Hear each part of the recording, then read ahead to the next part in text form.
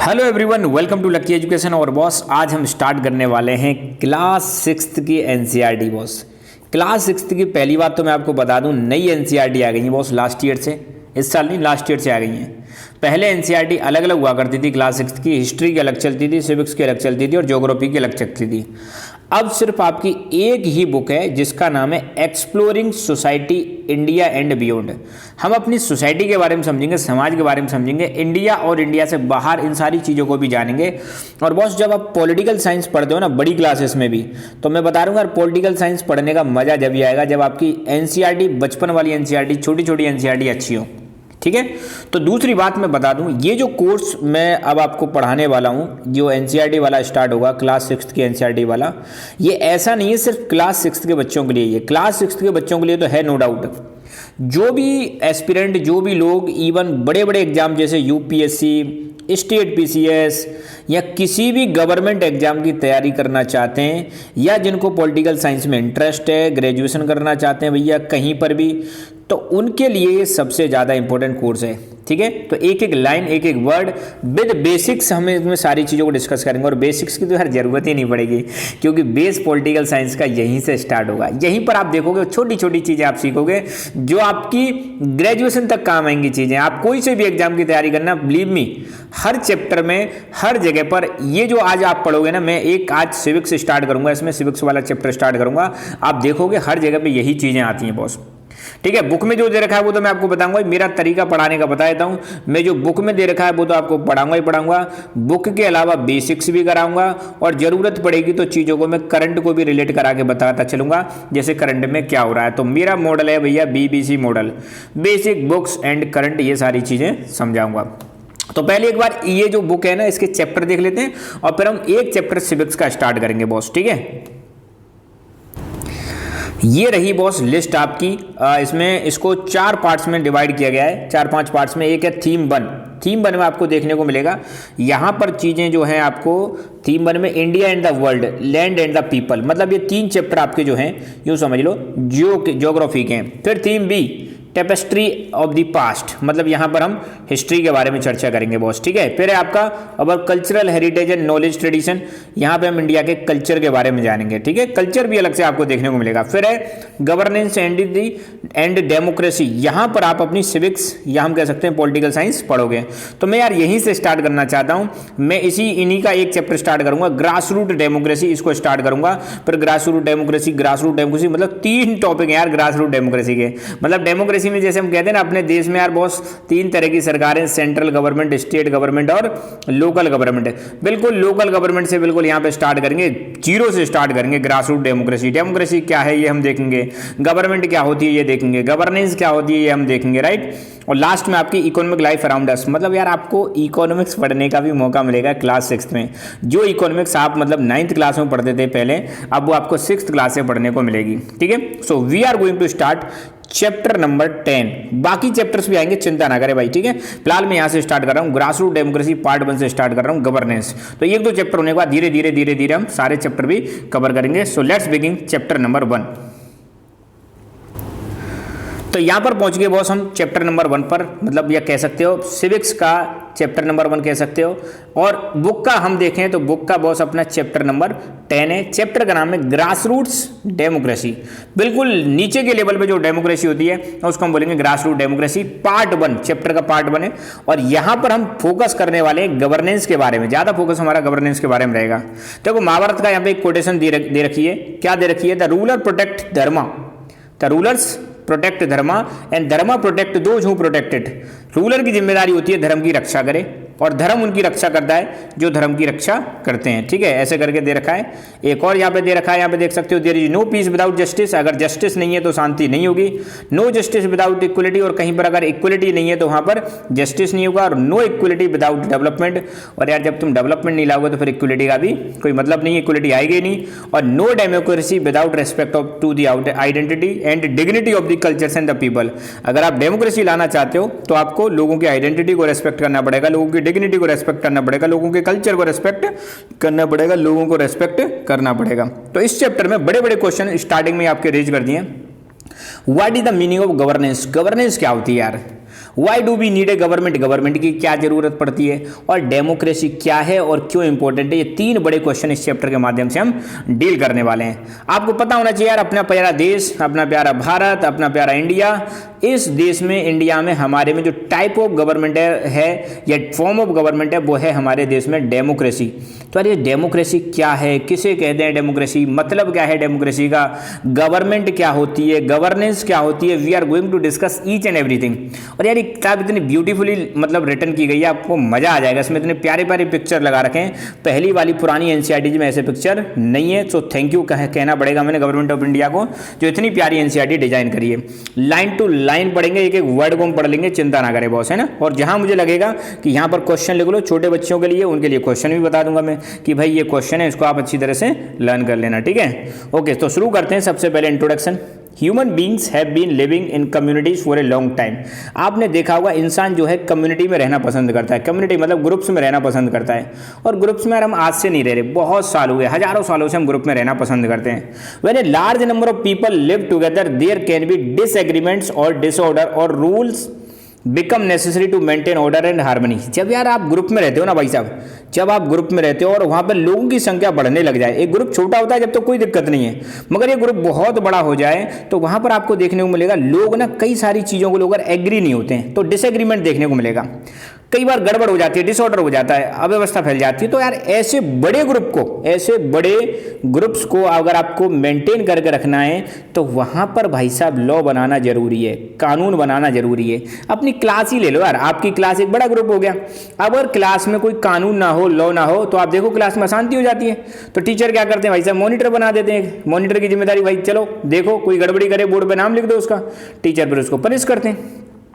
तो बड़े बड़े ग्रुप्स में ऑर्डर मेंटेन करने के लिए, हार्मनी मेंटेन करने के लिए, हार्मनी मतलब तालमेल मेंटेन करने के लिए हमें रूल्स बनाने की जरूरत पड़ती है। आप स्कूल ले लो ना अपने यार, स्कूल में कितने रूल्स एंड रेगुलेशंस होते हैं। जस्ट इमेजिन 1 सेकंड के लिए उन रूल्स को हटा दो, फिर देखो क्या हालत होती है। आपसे कह दो आज कोई टीचर नहीं आया, कोई मॉनिटर नहीं है क्लास में, फिर देखो क्या होता है। आप मतलब सोसाइटी में अपने जहां रहते हो वहां पे बोल दो कि पुलिस यहाँ पे नहीं, आज से पुलिस की कोई टेंशन नहीं है, फिर देखो क्या होता है।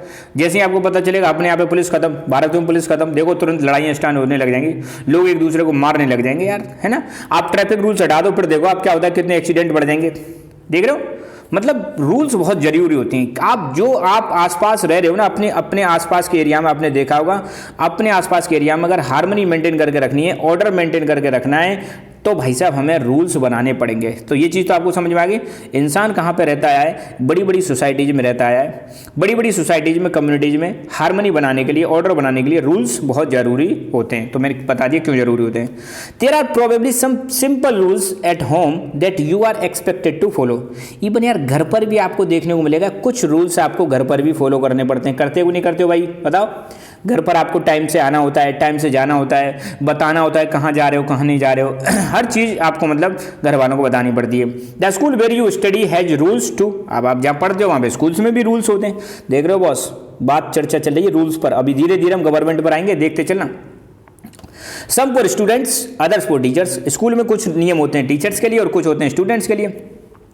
इन higher classes students appearing for the examinations must follow certain rules. और बड़ी बड़ी जो क्लासेस होती हैं, जैसे मान लो 10th क्लास हो गई, 12th क्लास हो गई, उनको भी कुछ रूल्स का पालन करना होता है जब वो एग्जाम देने जाते हैं। कि भैया आपको एडमिट कार्ड लेके जाना है, अपनी पॉकेट में कुछ सामान रख के नहीं ले जाना है, नकल वाला, है ना। और drivers on the road, driver जो रोड पर चल रहे हैं उनको भी ट्रैफिक रूल्स को ओबे करना पड़ता है, पालन करना पड़ता है। उनसे भी उम्मीद की जाती है कि भाई ट्रैफिक रूल्स का पालन करो बॉस, बहुत बढ़िया।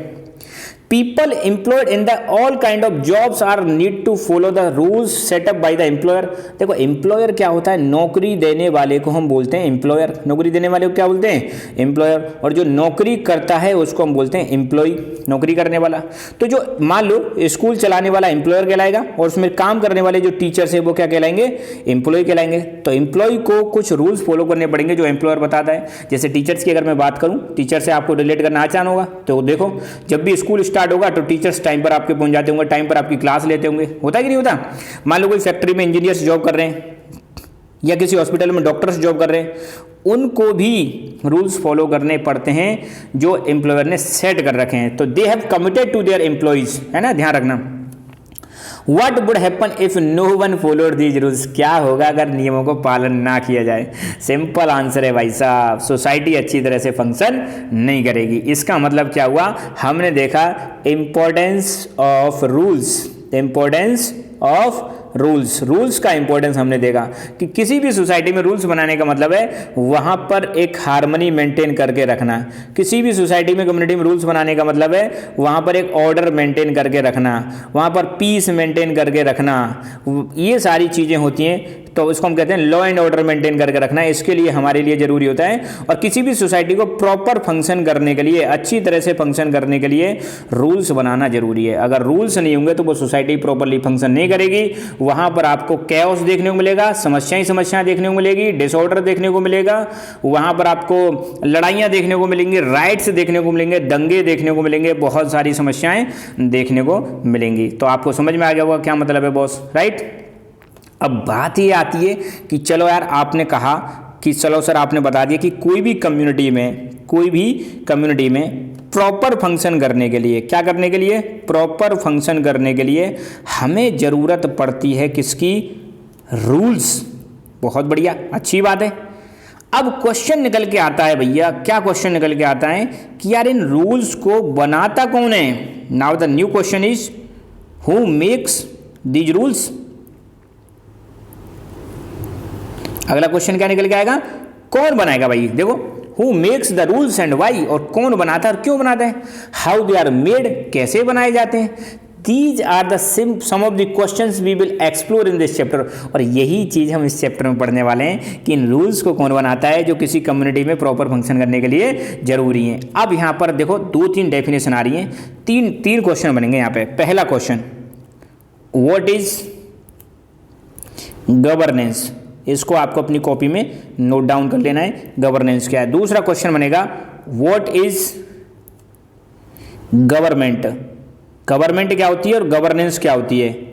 और तीसरी चीज आपको पता चलेगी, what do you mean by laws, laws किसे कहते हैं। 3 क्वेश्चन यहां पे आपको देखने को मिलेंगे। तो पहला क्वेश्चन हम डील करते हैं। पहला क्वेश्चन है हमारा, व्हाट इज गवर्नेंस, गवर्नेंस क्या होती है। तो यहां से यहां तक अपना प्रोसेस आ जाए गवर्नेंस का। The process of taking decisions, decision लेने का process, organizing society's life with different set of rules and ensuring that they are followed is called governance। ध्यान रखना, ये गवर्नेंस की डेफिनेशन हो गई।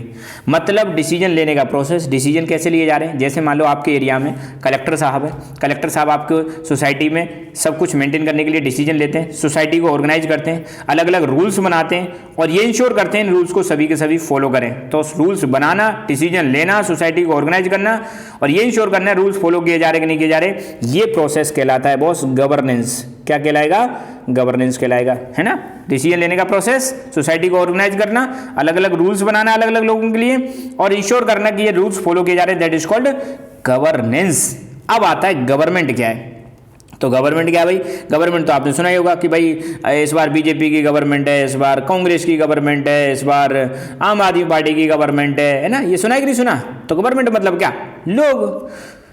तो गवर्नमेंट का यहां पे मतलब हो जाएगा thus the group of individuals और system that make rules and ensure that they are followed is called government. तो कुछ लोगों का समूह या सिस्टम जो रूल्स बनाता है और ये इंश्योर करता है रूल्स फॉलो किए जा रहे हैं, उसको हम बोलते हैं बॉस गवर्नमेंट। क्या बोलेंगे, तो गवर्नमेंट। यहां से यहां तक अपना हो जाएगा गवर्नमेंट। सम ऑफ द, अब यहां पे आ जाएगा दूसरा नेक्स्ट क्वेश्चन आ जाएगा, some of the more important rules are called laws. और इन रूल्स को ही हम क्या बोलते हैं, लॉज बोलते हैं। तो यहां पे 3 चीज हमने समझी। गवर्नेंस मतलब देखो सिंपल सी बात है, गवर्नमेंट मतलब इसमें तो हो जाएंगे लोग, है ना। और किसी भी सोसाइटी में जिस तरीके से रूल किया जाता है, जिस तरीके से मतलब सरकार चलाई जाती है, उसी को हम बोलते हैं गवर्नेंस। और गवर्नेंस करने के लिए बहुत सारे डिसीजन लिए जाते हैं और बहुत सारा तरीकों का इस्तेमाल किया जाता है सरकार के द्वारा। This does not mean that rules and laws are set once for all.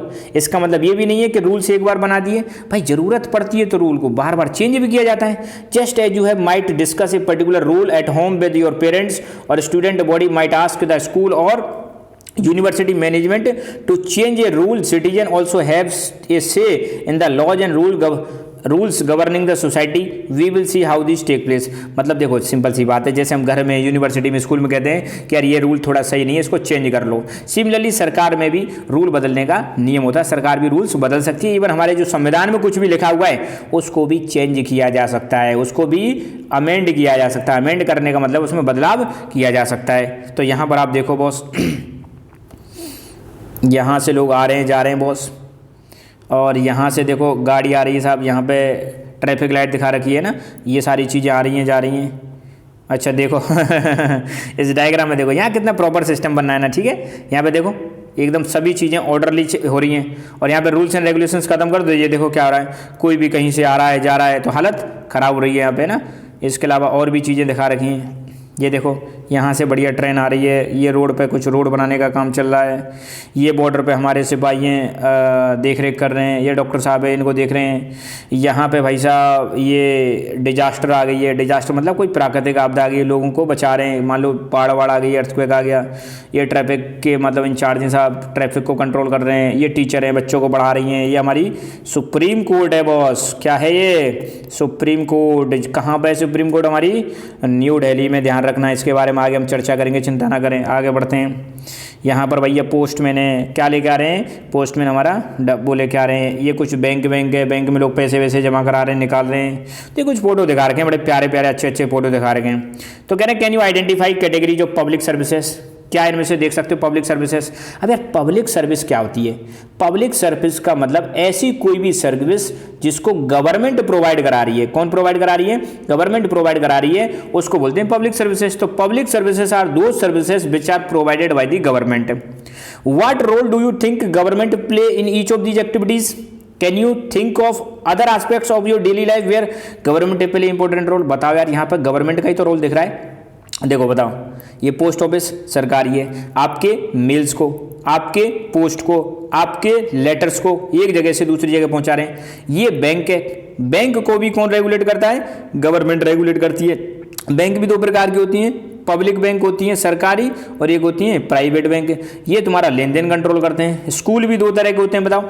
School में भाई सरकारी भी होते हैं, प्राइवेट भी होते हैं। क्या प्रोवाइड की जा रही है? एजुकेशन। बताओ किसका काम है ये भी सरकार का काम है। जुडिशरी का काम क्या है? जस्टिस डिलीवर करना। अगर कोई केस लग जाए, केस को सुलझाना। जुडिशरी का एक और काम है हमारे सुप्रीम कोर्ट का कि हमारे कॉन्स्टिट्यूशन की रक्षा करना, कॉन्स्टिट्यूशन को प्रोटेक्ट करना, कॉन्स्टिट्यूशन में जो लिखा हुआ है उसको लागू करवाना।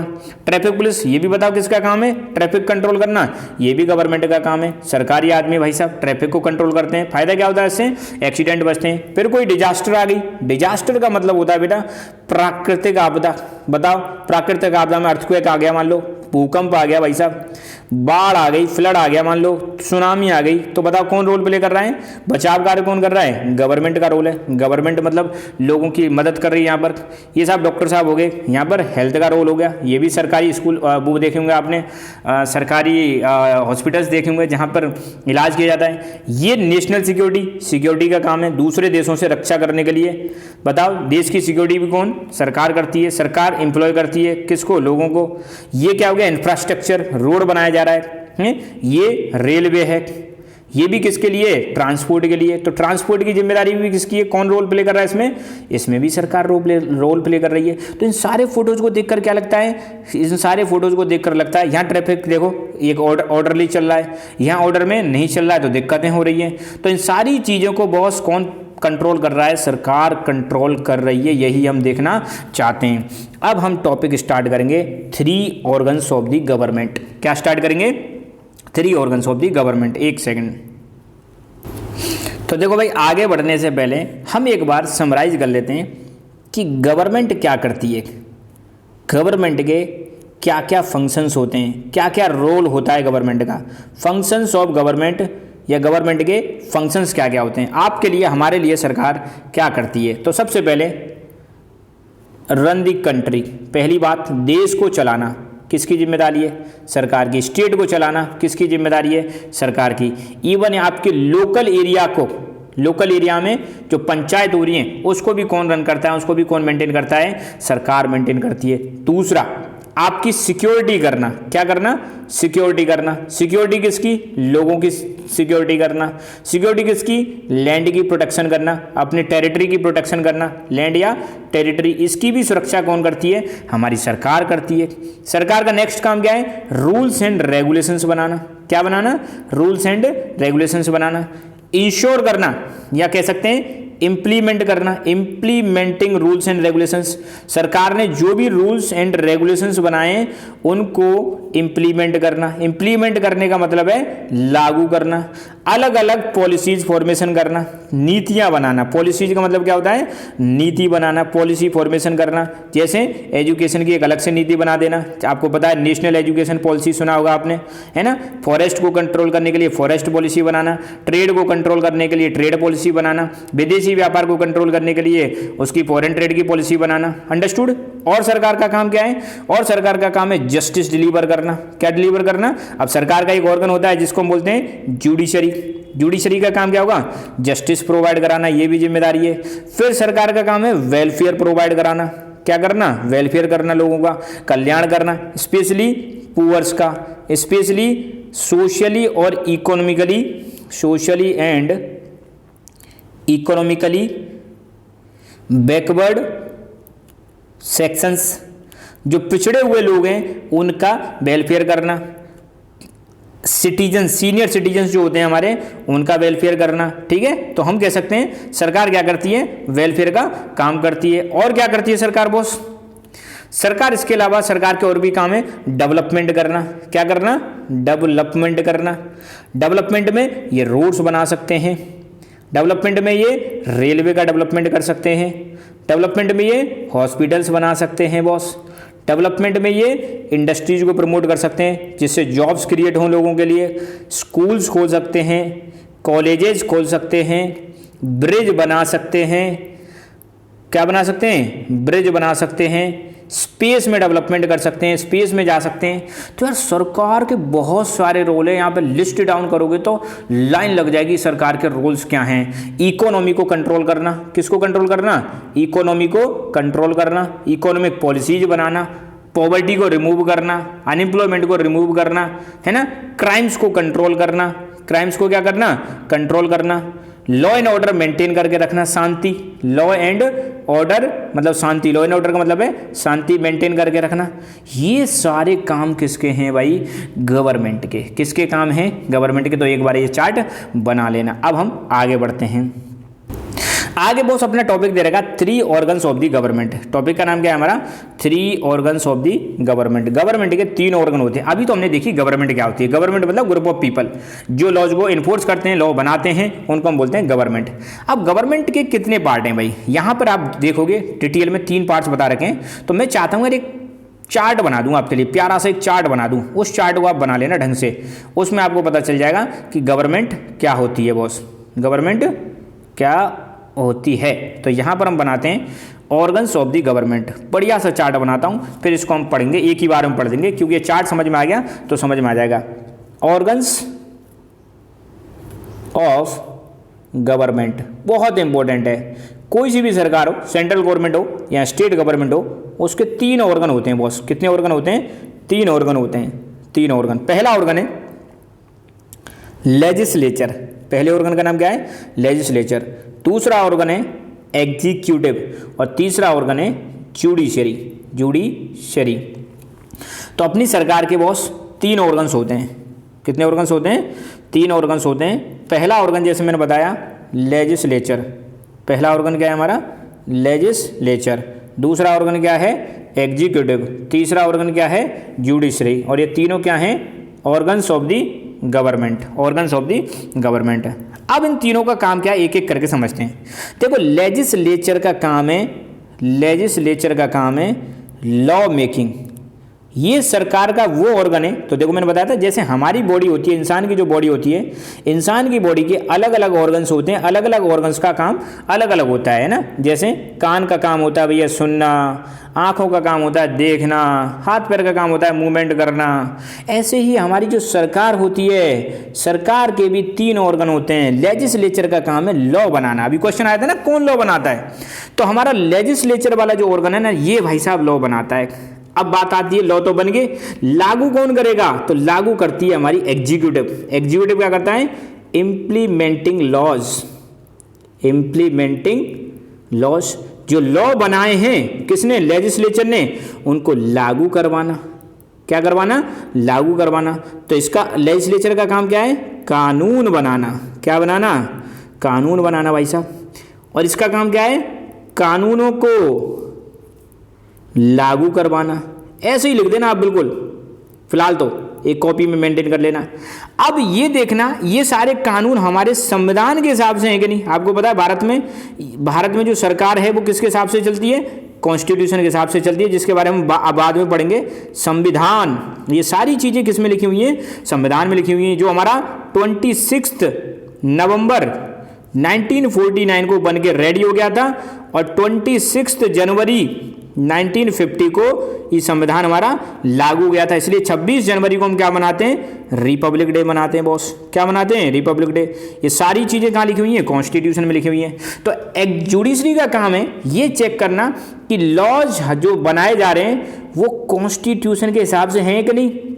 अगर मान लो कोई लॉ कॉन्स्टिट्यूशन के हिसाब से नहीं है तो जुडिशरी उसको अनकॉन्स्टिट्यूशनल डिक्लेयर कर देगी, जुडिशरी उस कानून को रिजेक्ट कर देगी, जुडिशरी उस कानून को खत्म कर देगी अगर लॉ संविधान के हिसाब से नहीं है। प्लस जुडिशरी का एक और काम है जो सबसे इंपॉर्टेंट है। जुडिशरी का एक और काम क्या है? डिस्प्यूट रिजॉल्व करना। क्या रिजॉल्व करना? डिस्प्यूट मतलब लड़ाई जो हो जाती है, विवाद जो होता है। रिजॉल्व का मतलब है सुलझाना। तो डिस्प्यूट रिजॉल्व करने का काम भी किसका है? जुडिशरी का है। किसका काम है भाई? जुडिशरी का। आई होप ये वाला तुम्हें सिस्टम समझ में आ गया होगा। इसका स्क्रीनशॉट ले लें या इसको लिख लें। अब हम पढ़ेंगे, बुक में जो दे रखा है उसको देखते हैं बॉस, ठीक है।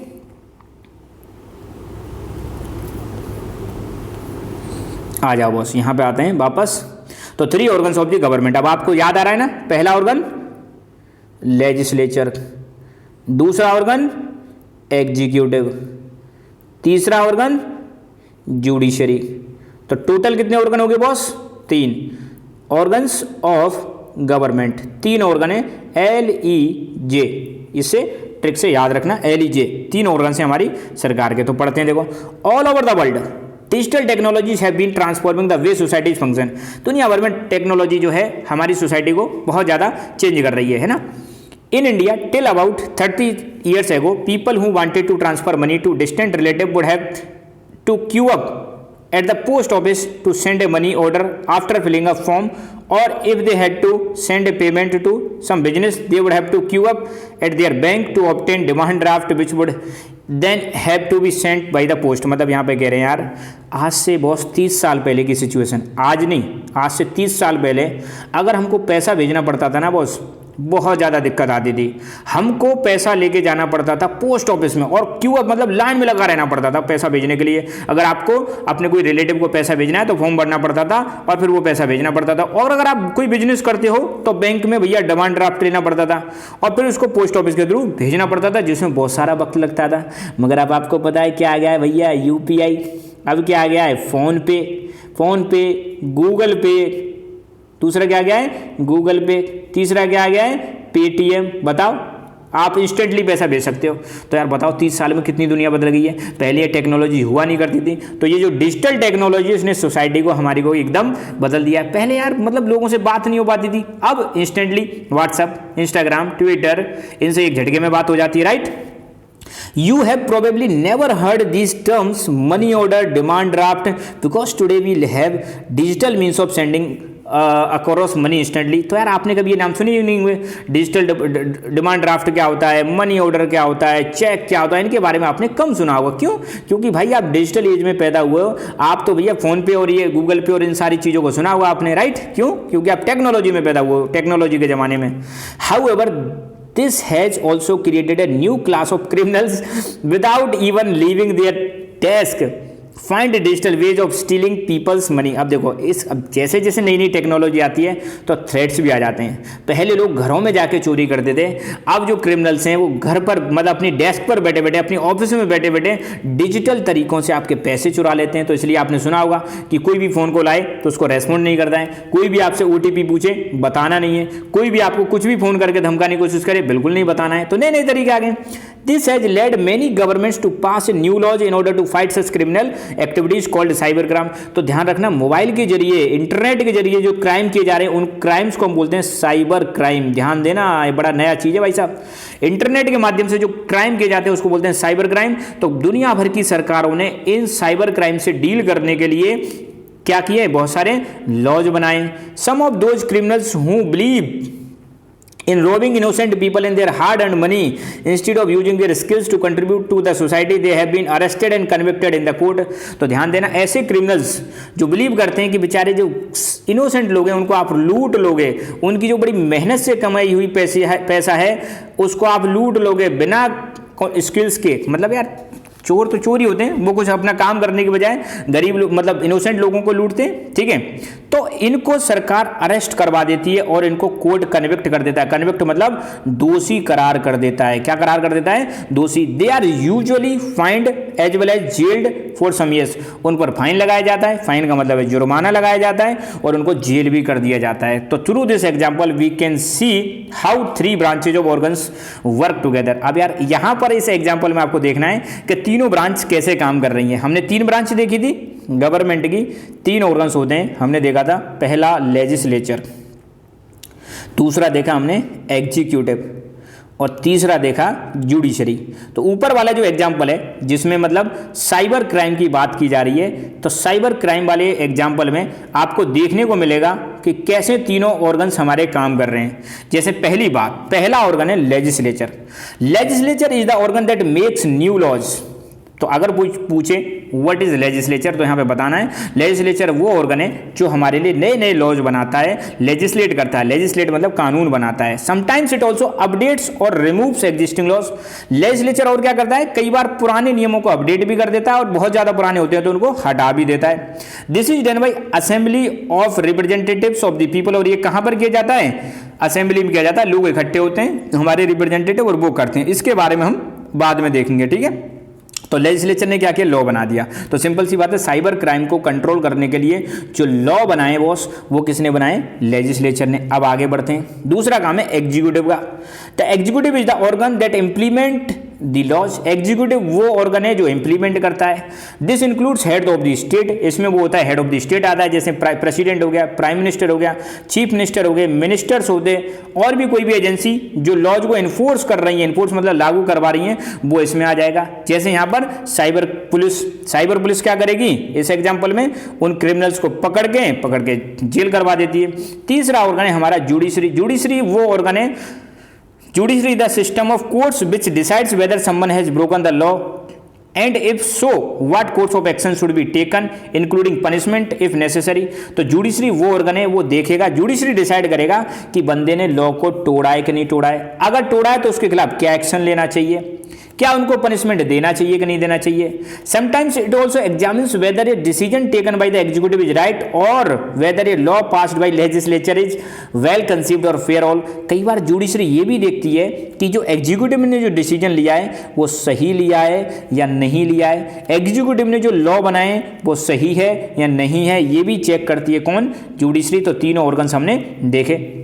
यहां पर हमने In any good system of governance, these 3 organs must be kept separate, although they interact with each other and work together, and this separation is called separation of powers। इसको आपको अच्छी तरह से लिख लेना है। क्वेश्चन आएगा, what do you mean by separation of powers? What do you mean by separation of powers? Separation of powers किसे कहते हैं? तो आपने देखा, हमने 3 ऑर्गन देखे गवर्नमेंट के। पहला है लेजिस्लेचर, दूसरा है एग्जीक्यूटिव, तीसरा है जुडिशरी। हालांकि एक दूसरे पर नजर रखते हैं मगर तीनों के काम अलग अलग हैं। लेजिस्लेचर का काम है लॉ बनाना, एग्जीक्यूटिव का काम है लागू करना, जुडिशरी का काम है चेक करना कि संविधान के हिसाब से है या नहीं, या ये चेक करना कोई लॉज को ब्रेक तो नहीं कर रहा है, या डिस्प्यूट को रिजोल्व करना। तो तीनों ऑर्गन हमेशा सेपरेट रहते हैं और अलग अलग काम करते रहते हैं, और कई बार ये एक दूसरे के साथ मिलके भी काम करते हैं। इसी को बोलते हैं सेपरेशन ऑफ पावर्स।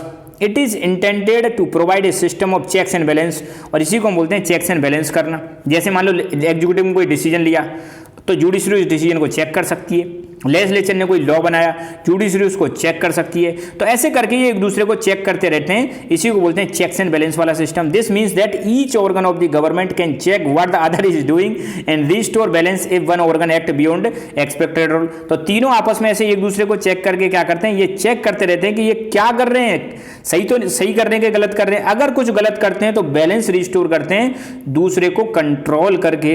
ये हो गया चेक्स एंड बैलेंस वाला सिस्टम। अगला टॉपिक है भाई साहब 3 लेवल्स ऑफ द गवर्नमेंट। मैं चाहूंगा यार 3 लेवल्स ऑफ गवर्नमेंट को हम फिर अलग से वीडियो में करेंगे, क्योंकि वीडियो आपका हो चुका है 35 मिनट का वीडियो होने वाला है। तो इसको हम शायद 2 या 3 पार्ट्स में इस चैप्टर को खत्म करेंगे। बहुत मजेदार है यार, है ना। आपको बताना कैसा लगा। जो मैं आपको रनिंग नोट्स लिखवाता हूँ, रनिंग मतलब यहाँ साइड में आपको जो नोट्स लिखवाता हूँ, उनको जरूर आप मेंटेन करते चलें, उससे और ज़्यादा मजा आएगा। 3 लेवल्स ऑफ द गवर्नमेंट को हम समझेंगे इंडिया में, है ना। सेंट्रल लेवल की गवर्नमेंट, पूरे देश की सरकार को हम समझेंगे, स्टेट गवर्नमेंट को समझेंगे, लोकल गवर्नमेंट को समझेंगे। बहुत सारे मैं चार्ट बनाने वाला हूँ, उन चार्ट के माध्यम से आपको फिर कभी भी दिक्कत नहीं आएगी गवर्नमेंट को समझने में। तो बस आज के लिए इतना ही। So thank you so much. God bless you all. खुश रहो, मुस्कुराते रहो। जय हिंद, जय Bharat. Hello everyone, welcome to Lucky Education. और आज हम देखेंगे क्लास 6 की एनसीईआरटी जो है बॉस, आपकी एसएसटी वाली, सोशल साइंस वाली जो एसएसटी है, उसमें हमने चैप्टर 10 स्टार्ट किया था, सिविक्स का चैप्टर 10। लास्ट वीडियो में मैंने डिस्कस किया था। इस चैप्टर का एक वीडियो मैं ऑलरेडी अपलोड कर चुका हूं, जिसमें मैंने आपको समझाया था, बेसिक समझाया था, गवर्नमेंट क्या होती है, गवर्नमेंट के फंक्शंस क्या होते हैं, गवर्नमेंट के ऑर्गन्स हमने डिस्कस किए थे। 3 ऑर्गन्स डिस्कस किए थे हमने, लेजिस्लेचर, एग्जीक्यूटिव और जुडिशरी। तो मैं चाहूंगा यार प्लीज पहले उस वीडियो को देखें, फिर इस वाली वीडियो को देखें, मजा आएगा आपको, है ना। बहुत इंटरेस्टिंग चैप्टर है, बहुत मजेदार चैप्टर है। क्लास 6 हल्के में ना लें बॉस, हर जगह काम आती है बॉस, है ना। तो आज के टॉपिक जो है हमारे, आज कोशिश करूंगा अगर पूरा हो जाए तो ये, नहीं तो फिर जितना हो पाता वो देखते हैं अभी, है ना। तो आज का टॉपिक है पहला हमारा 3 levels of the government. 3 levels of the government. थोड़ा सा इसको जूम करके मैं आपको समझाता हूँ 3 लेवल्स ऑफ द गवर्नमेंट का मतलब क्या है बॉस। देखो, यू नो वेरी वेल, अपना प्यारा भारत, हमारे प्यारे भारत में अगर आपसे पूछे लेवल्स ऑफ गवर्नमेंट कितने, लेवल्स ऑफ गवर्नमेंट कितने, तो आप बताना बॉस कि भारत में 3 लेवल पे सरकार पाई जाती है। सब 3 लेवल पे सरकार कैसे पाई जाती है, इसको ऐसे एक मैं वो भी बना सकता हूँ, इसका एक पिरामिड फॉर्म में भी समझा सकता हूँ। सबसे ऊपर जो सरकार है उसको हम बोलते हैं boss central government, central government, या इसको हम बोलते हैं यूनियन गवर्नमेंट, यूनियन गवर्नमेंट। दूसरा जो लेवल होता है वो होता है आपका स्टेट गवर्नमेंट, स्टेट गवर्नमेंट। तीसरी जो होती है boss that is local government, और लोकल गवर्नमेंट आपकी गांव में भी होती है, उसको हम बोलते हैं रूरल गवर्नमेंट। और एक आपकी शहरों में होती है, उसको हम बोलते हैं अर्बन गवर्नमेंट। कौन सी गवर्नमेंट, अर्बन गवर्नमेंट। जब देश हमारा आज़ाद हुआ था, संविधान जब लागू हुआ था बॉस, 2 लेवल थे हमारा। पहला लेवल था सेंट्रल गवर्नमेंट और दूसरा लेवल था आपका स्टेट गवर्नमेंट। लोकल गवर्नमेंट का कॉन्सेप्ट जो है ना, ये बाद में आया बॉस। कब आया, 1992 में आया था बॉस। कब आया था, 1992 में। हमारे संविधान में सुधार किया गया था। एक सुधार किया गया था 73rd कॉन्स्टिट्यूशनल अमेंडमेंट एक्ट आया था 1992 में। उसके तहत आता है हमारा पंचायती राज सिस्टम। क्या आता है बॉस, पंचायती राज सिस्टम। धीरे धीरे इनके बारे में आगे जैसे जैसे चलोगे और मजा आएगा, मैं समझाऊंगा। उसी को हम बोलते हैं रूरल गवर्नमेंट। गांव में जो सरकार होती है उसको पंचायती राज सिस्टम या रूरल गवर्नमेंट बोलते हैं। फिर एक कॉन्स्टिट्यूशनल अमेंडमेंट हुआ जिसका नाम था boss 74th constitutional amendment act. ये भी 1992 में आता है। और इससे आता है म्यूनिसिपलिटी सिस्टम। कैसा सिस्टम आया था, म्यूनिसिपलिटी सिस्टम आता है। और म्यूनिसिपली सिस्टम से आपको देखने को मिलेगी हमारे यहाँ पे अर्बन गवर्नमेंट आ जाती है, म्यूनिसिपलिटीज आ जाती हैं। तो 3 लेवल हो गए। तो तीसरा लेवल ध्यान रखना, ये ओरिजिनल कॉन्स्टिट्यूशन में नहीं था, इसको हमारे संविधान में सुधार करके लाया गया था। तो भारत में मोटे मोटे तौर पर आज की डेट में अगर कोई पूछे, एक तो होती है बॉस सेंट्रल गवर्नमेंट, पूरे देश की सरकार। जैसे राइट नाउ हमारे पूरे सेंटर की सरकार बीजेपी की सरकार है, या हम कह सकते हैं इसके गठबंधन की सरकार है, एनडीए की सरकार है ना। और पीएम आपको पता ही है मोदी जी, 2 ये पीएम हो गए हमारे, ठीक है। दूसरे स्टेट गवर्नमेंट, कैसी सरकारें होती है स्टेट लेवल पर। भारत में आपको पता है, भारत में भैया अपने में आपको देखने को मिलेगा 28 स्टेट्स हैं। कितने स्टेट्स हैं? 28। तो 28 स्टेट्स में जो सरकार होगी that is called state government. Comment करके बताओ भाई आपने स्टेट में कौन है सीएम। जैसे मैं एग्जांपल के लिए लिख देता हूं बॉस, जैसे फॉर एग्जांपल उत्तर प्रदेश में सीएम कौन है? योगी आदित्यनाथ, योगी जी हो गए, ठीक है भाई, ये वाली बात हो गई। फिर तीसरे लेवल की जो सरकार होती हैं इनको थोड़ा हम अलग कलर से लिख देते हैं, उनको बोलते हैं लोकल गवर्नमेंट। कैसी government boss? Local. Original constitution में नहीं थी। गांव में होती हैं तो इसको रूरल गवर्नमेंट बोलते हैं। आपने देखा होगा गांव में भैया सरपंच साहब होते हैं, और शहर में होते हैं तो इसको हम अर्बन गवर्नमेंट बोलते हैं। आपने अपनी गली में, अपने मोहल्ले में देखा होगा, अपने मोहल्ले में वार्ड होता है, वार्ड का एक मेंबर होता है जिसको काउंसलर या पार्षद बोलते हैं, हो गए लोकल। तो बताओ कितने लेवल हो गए बॉस? मोटे मोटे लेवल 3 हो गए। कितने लेवल हो गए? 3 लेवल हो गए। ये बॉस अपनी एक कॉपी मेंटेन करें, मैंने पिछले वीडियो में भी बताया था, और इन सारी चीज़ों को लिखते चलें, मज़ा आएगा आपको, ठीक है। ओके, तो अब हम बुक को पढ़ेंगे। मैंने बताया था बुक के साथ साथ मैं आपको बेसिक्स और एकदम करंट के साथ रिलेट करके चलूंगा। ये जो मैं कराता हूँ, जो आपको यहाँ पे बेसिक्स कराता हूँ, इनको लिखा करो, फिर देखना आपको मजा आएगा पढ़ने में। फिर हम इसकी स्पीड बढ़ा सकते हैं, right. Any government operate at 2 levels. Generally आपको देखने को मिलेगा सरकारें 2 लेवल पर होती है। मैंने बताया था, एक तो होती है नेशनल लेवल पर और दूसरी होती है भैया स्टेट लेवल पर। दो सरकारें होती हैं जनरली गवर्नमेंट्स की बात करें तो पहली कैसी हो गई? नेशनल की, और दूसरी लोकल की। लोकल यहाँ पे मतलब स्टेट की बात चलिए। इन मैनी कंट्रीज, जैसे हमारा प्यारा भारत, इनमें 3 लेवल्स होते हैं या टीयर्स कह सकते हैं। लेवल्स कह लो या टीयर्स कह लो। जैसे मैंने बनाया था ना चार्ट, ये वाला chart, central government, state government, local government, इनको हम बोल सकते हैं 3 टीयर सिस्टम। कैसा system? 3 tier system. Local, state या रीजनल और नेशनल, 3 लेवल हो गए। यहाँ पे नेशनल गवर्नमेंट, यहाँ स्टेट गवर्नमेंट और यहाँ पे local government. Each level deals with different matters. अलग अलग लेवल अलग अलग मैटर्स पे काम करता है।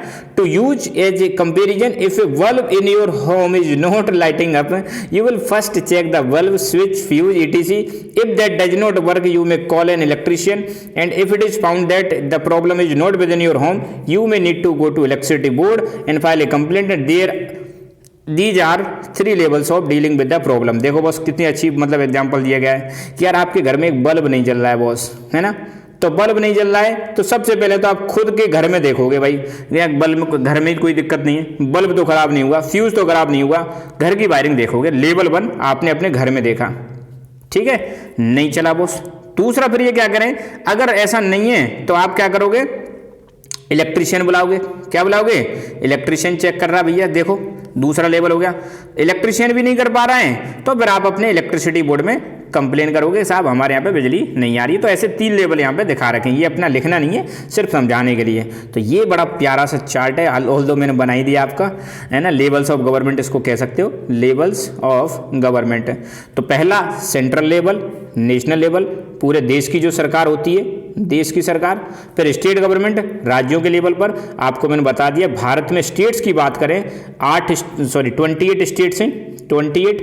और यूनियन टेरिटरीज की बात करें बॉस 8 यूटीज हैं, और 8 यूटीज में से 3 यूटीज ऐसी हैं जहां पे आपको सीएम देखने को मिलेगा। कौन कौन सी 3 यूटी हैं जहां पे सीएम देखने को मिलता है? बाकी में सीएम नहीं होता, 5 में ध्यान रखना। उसको प्रेसिडेंट के द्वारा एक एडमिनिस्ट्रेटर अपॉइंट किया जाता है, एडमिनिस्ट्रेटर अपॉइंट किया जाता है, वही एडमिनिस्ट्रेटर रूल करता है इन 5 को, ठीक है। तो 3 कौन सी यूटीज है जहां पे यूनियन टेरिटरीज है जहां पे सीएम होता है? एक तो है भैया दिल्ली, दूसरी है पुदुचेरी, और तीसरी अभी बन गई है आपकी जम्मू एंड कश्मीर, ठीक है बॉस।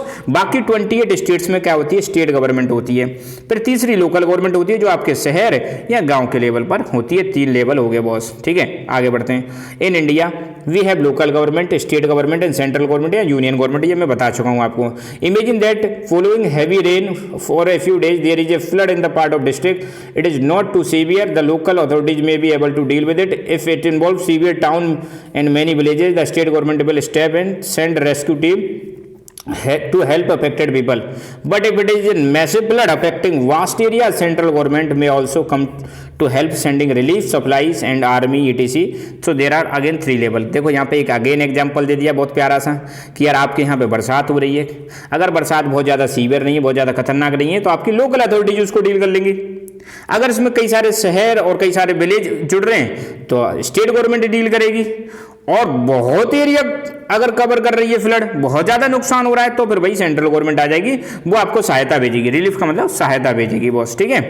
तो many of our institutions have mottos inspired by wisdom of our ancient text. Government of India motto for example is सत्यमेव जयते। हमारी सरकार का मतलब क्या है मोटो? सत्यमेव जयते, जिसका मतलब यह है कि हमेशा सत्य की ही विजय होती है। सुप्रीम कोर्ट का मोटो है यतो धर्मस्ततो जया, और where there is dharma there is victory. ये कह रहे हैं जहां धर्म होता है वहीं विक्ट्री होती है, तो ये मोटो भी ध्यान रखना भाई। गवर्नमेंट का मोटो क्या है हमारी का? गवर्नमेंट का मोटो सत्यमेव जयते, जहां सत्य होता है या सत्य की हमेशा विजय होती है, सत्य की हमेशा विजय होती है। सुप्रीम कोर्ट का मोटो क्या है?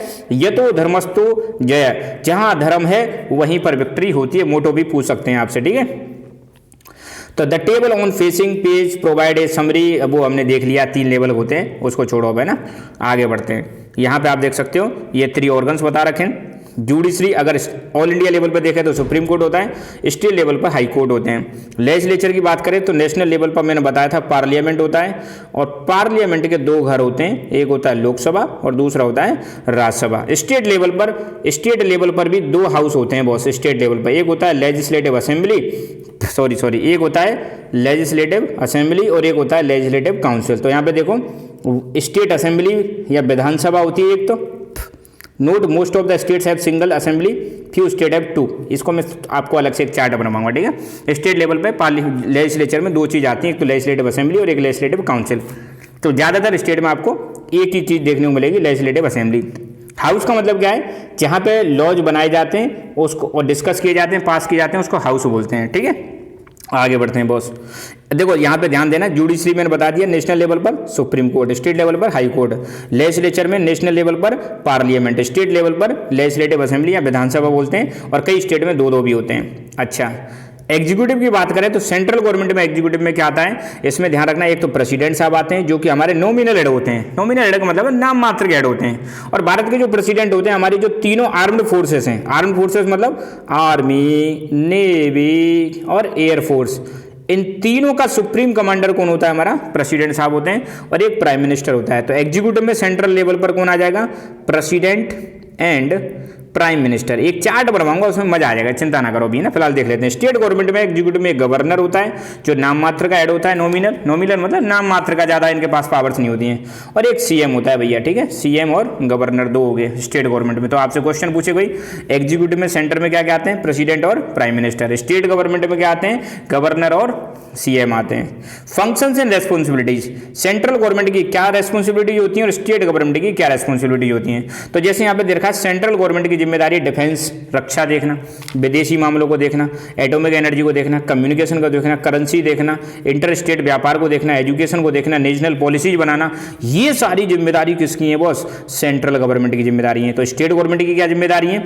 पुलिस को देखना, लॉ एंड ऑर्डर, कानून देखना, अडॉप्शन और implementation of laws made by the central government at the state level. State level पर जो लॉ बनाए जा रहे हैं उनको लागू करना, किसके द्वारा? सेंट्रल गवर्नमेंट ने स्टेट लेवल के लिए कुछ लॉ बनाए तो उनको लागू करवाना।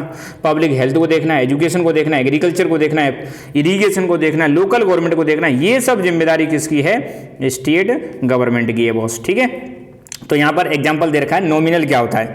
नॉमिनल मतलब नाम मात्र का। इसका मतलब प्रेसिडेंट भारत के जो होते हैं और स्टेट में जो गवर्नर होते हैं वो रियल एग्जीक्यूटिव नहीं होते हैं, उनके पास कुछ ही पावर्स होती हैं, और कई बार तो वो स्पेशल कंडीशंस में अपनी पावर्स का इस्तेमाल करते हैं, ठीक है। यहाँ पे अब थोड़ा सा हम पढ़ेंगे डॉक्टर APJ अब्दुल कलाम जी के बारे में, राइट। देखो, इनको तो आप जब से पढ़ रहे होंगे ना, स्कूल जा रहे होंगे, तब से जानते होंगे यार, इनका तो नाम बताने की जरूरत नहीं है। बहुत ग्रेटेस्ट मतलब अपने साइंटिस्ट रहे। इंडिया में ही मतलब इनकी मतलब चर्चा नहीं है यार, दुनिया भर में इनकी चर्चा होती है। द ग्रेटेस्ट मतलब आज तक के जितने महान साइंटिस्टों में भी इनका नाम आता है। पहली बात तो भैया ये साइंटिस्ट थे, क्या थे? साइंटिस्ट। दूसरी बात, ये भारत के प्रेसिडेंट भी बने।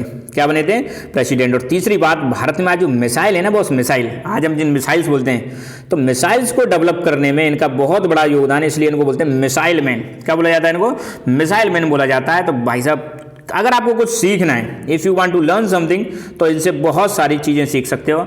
हमारे greatest scientist doctor APJ Abdul Kalam, ठीक है, अबुल पाकीज जैनुलाब्दीन अब्दुल कलाम इनका पूरा नाम है। तो भाई साहब ये पैदा कहाँ हुए थे? तो इंडिया में एक स्टेट पड़ता है बॉस, तमिलनाडु। कहाँ पर पैदा हुए थे? तो आपको मैं इंडिया का मैप बना के दिखाता हूँ, तमिलनाडु कहाँ है। तो यहाँ पर एक स्टेट पड़ता है जिसका नाम है तमिलनाडु। कौन सा स्टेट पड़ता है? तमिलनाडु। तमिलनाडु में एक जगह पड़ती है रामेश्वरम। कौन सी जगह पड़ती है?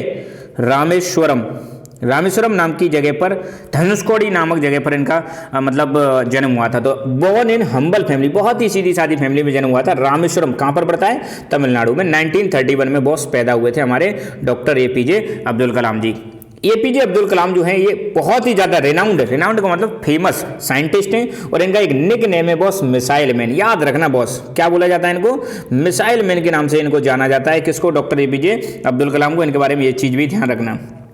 इनका बहुत ही ज़्यादा क्रूशियल रोल रहता है, क्रूशियल मतलब बहुत इंपॉर्टेंट रोल रहता है इंडिया के स्पेस प्रोग्राम में, मिसाइल प्रोग्राम में, न्यूक्लियर प्रोग्राम में। ध्यान रखना 3 जगहों पर इनका बहुत ही ज़्यादा इंपॉर्टेंट योगदान है। 3 जगह कौन कौन सी? नंबर 1 स्पेस में, नंबर 2 मिसाइल्स में, नंबर 3 न्यूक्लियर कैपेसिटी को डेवलप करने में इनका बहुत बड़ा रोल है। भारत के ये 11वें प्रेसिडेंट बने थे। कौन से प्रेसिडेंट बने थे? 11वें नंबर के प्रेसिडेंट बने थे। और कब से कब तक भारत के राष्ट्रपति रहे थे? 2002 से 2007 के बीच में भारत के प्रधानमंत्री राष्ट्रपति रहे थे। और इस समय मैं आपको बता दूं तो इसका मतलब इन्होंने 2 प्रधानमंत्रियों के साथ काम किया था। एक तो हमारे थे अटल बिहारी वाजपेयी जी, और दूसरे थे डॉक्टर मनमोहन सिंह जी। 2 के अंडर में मतलब कह सकते हैं 2 के साथ काम किया था। Despite his high status he remained deeply connected to the people. मतलब यार सोचो यार, ये मतलब एक तो ग्रेटेस्ट साइंटिस्ट हैं बॉस, दूसरी बात भारत के राष्ट्रपति हैं, फिर भी मतलब नॉर्मल लोगों के साथ रहना पसंद करते थे, बहुत सिंपल लाइफस्टाइल जीते थे। और यूथ से इनको बहुत ज़्यादा लगाव था, यूथ से तो बहुत ज़्यादा लगाव था। Through his passion for good education and innovation, हमेशा इनका एजुकेशन में भी लगाव रहता था। और लास्ट टाइम में भी अगर आपको उनको बताओ, जब इनका डेथ हुई थी तो लास्ट टाइम में भी एक यूनिवर्सिटी में लेक्चर दे रहे थे भाई साहब। मतलब एजुकेशन से तो बहुत ही ज़्यादा कनेक्टेड थे, है ना। He inspired millions with his humility होनी चाहिए, ह्यूमिलिटी के साथ डेडिकेशन। इन्होंने अपने लाखों लोगों को इन्होंने इंस्पायर किया था अपने ह्यूमिलिटी से। Dedication to social causes and commitment to nation, देश के प्रति डेडिकेटेड, हमारी सोसाइटी के लिए dedicated. It tirelessly encourage young Indians to dream big, work hard, achieve their goals। और ये भारत के जो लोग हैं ना, उनको लगातार क्या करते रहते थे? इंस्पायर करते रहते थे कि भाई बड़ा सपना देखो, हार्ड वर्क करो और फिर उनको प्राप्त करो, है ना। बहुत ही ज़्यादा।